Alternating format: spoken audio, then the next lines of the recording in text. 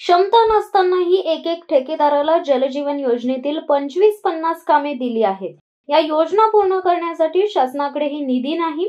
त्यामुळे जलजीवनच्या कामाची खैरात वाटणारे रायगड जिल्हा परिषदेचे तत्कालीन मुख्य कार्यकारी अधिकारी यांच्यावर कारवाई करावी अशी मागणी अलिबागचे माजी आमदार पंडित पाटील यांनी शासनाकडे केली आहे। माध्यमांशी संवाद साधताना पंडित पाटील यांनी सांगितले की केंद्र सरकारच्या महत्त्वाकांक्षी जलजीवन मिशनला 2024 ची डेडलाईन होती, पण योजना पूर्ण न झाल्याने त्यास मुदतवाढ दिली आहे। रायगड जिल्ह्यातील जिल्हा परिषदेचे तत्कालीन मुख्य कार्यकारी अधिकारी किरण पाटील यांनी एक ठेकेदाराला 25-50 कामे दिलेत। त्यांनी मोठ्या प्रमाणात कार्यक्रम राबवलाय। पूर्वी ठेकेदारांना 50% रक्कम आगाऊ दिली जात होती, त्यामुळे ठेकेदार 10 कामे करायला लागले। पण आज या जलजीवन मिशन योजनेची भीषण परिस्थिती झाली आहे। यातील अपूर्ण योजना पूर्ण करण्यासाठी निधी नाहीये। ठेकेदारांना वेळेत निधी मिळत नाही म्हणून आपण काही महिन्यांपूर्वी आवाज उठवला होता। विधानसभेतही हा विषय गेला होता। ज्या योजना पूर्ण झाल्या आहेत त्यांना निधी देण्याचा निर्णय राज्य सरकारने घेतलाय। येथील रायगड जिल्ह्यातील ठेकेदारांना सरकारचे पैसे घेऊन काम करण्याची सवय लागली आहे।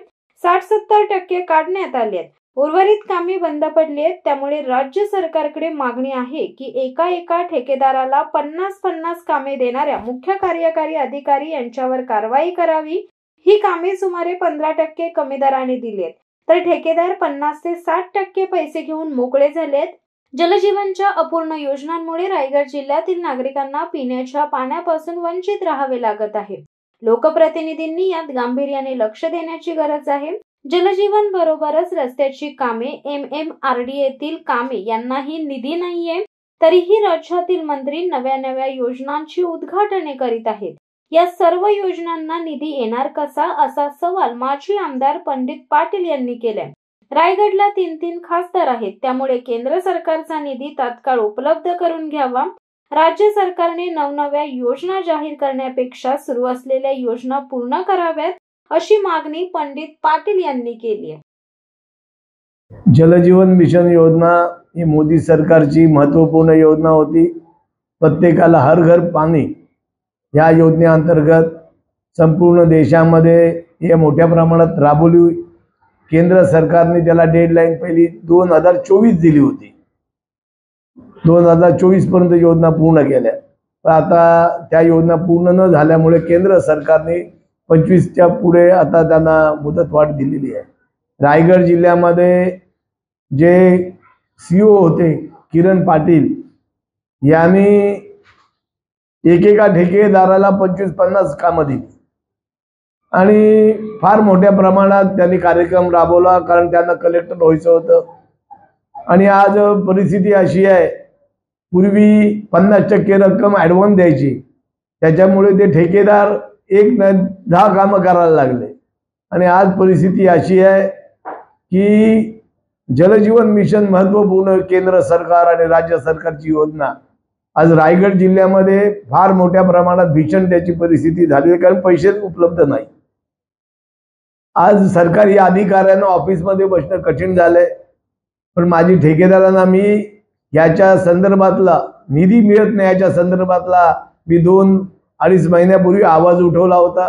त्याच्यानंतर बाकीचे लोक जागे झाले, विधानसभेमध्ये पण पडसाद उमटले। जलजीवन मिशन योजना आता राज्य सरकारने निर्णय घेतला, ज्या योजना पूर्ण झाल्या त्यांनाच पैसे द्यायचे। पण इथल्या रायगड जिल्ह्यातील ठेकेदारांना सरकारचे पैसे घेऊन काम करण्याची सवय लागली।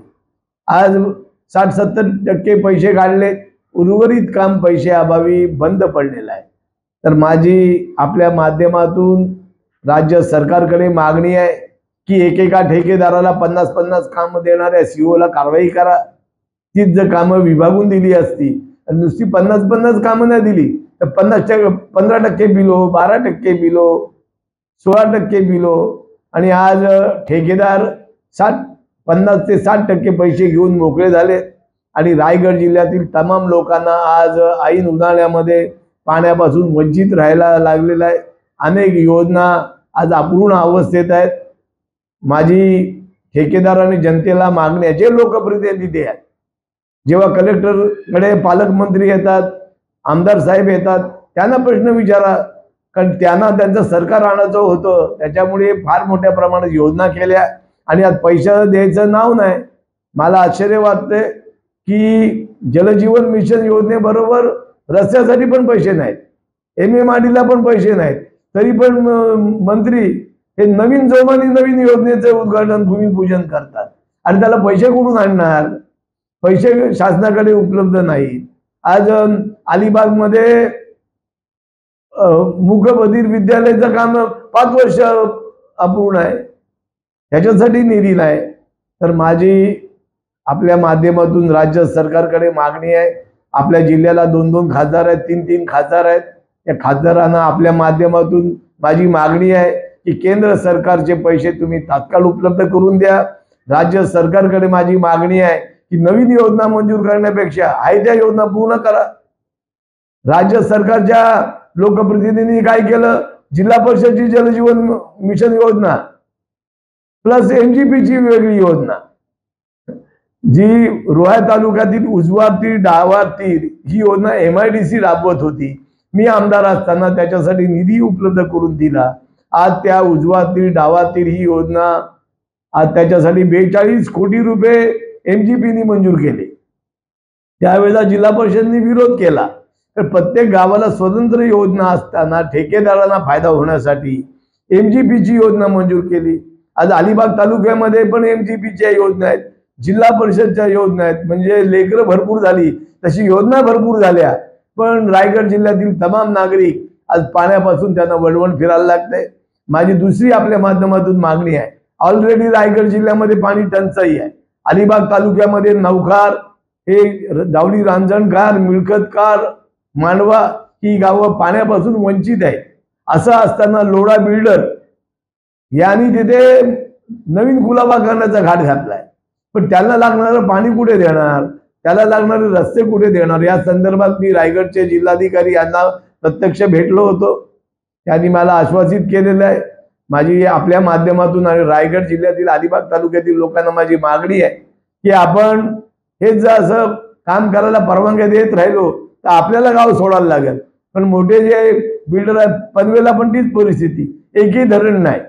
आज गेल्या 30-40 वर्षामध्ये अलिबाग तालुक्यामध्ये उमटे धरण पण गाळांनी भरले. शिवसत्ता टाइम्ससाठी धनंजय कवटेकर, अलिबाग. दे धडक बेधडक वृत्त देणाऱ्या आपल्या शिवसत्ता टाइम्स न्यूज चॅनलला लाल बटन दाबून सबस्क्राईब करा आणि बेल आयकॉनला क्लिक करायला विसरू नका.